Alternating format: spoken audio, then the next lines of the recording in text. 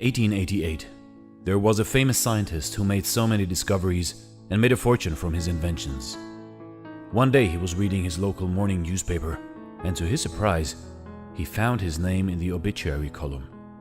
The newspaper had reported the death of him by mistake, believing he had passed away, when in reality, his brother had passed away a day before. What he read in the newspaper horrified him. They titled him as the Merchant of Death.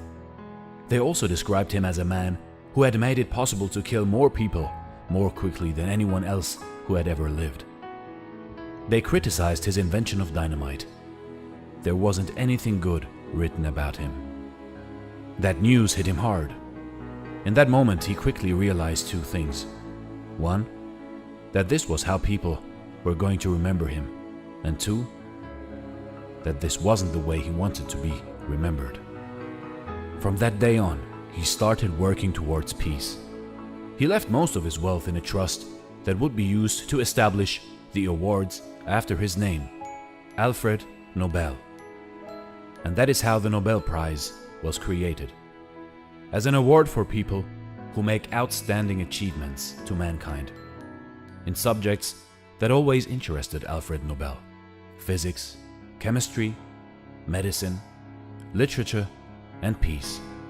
Today, everyone is familiar with the Nobel Prize. While relatively few people know how Alfred Nobel made his fortune, it was through the invention of dynamite.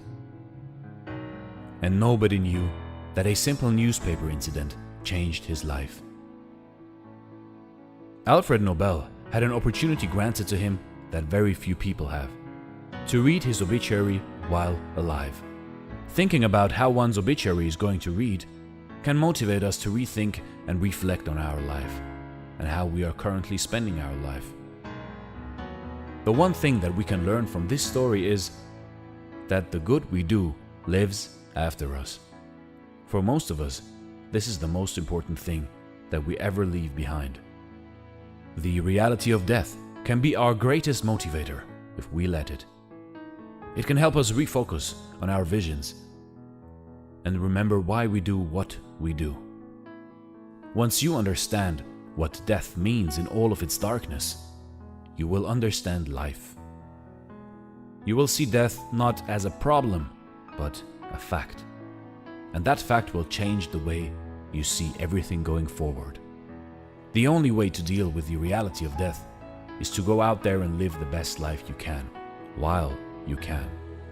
Use your life to do something that gives you meaning, and then you'll no longer see death as a problem when it comes upon you.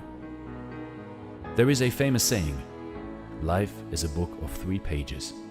The first page is birth, the last page is death, and the center page is empty. It is up to you how beautiful you make that page to read. Thanks for watching, and stay blessed.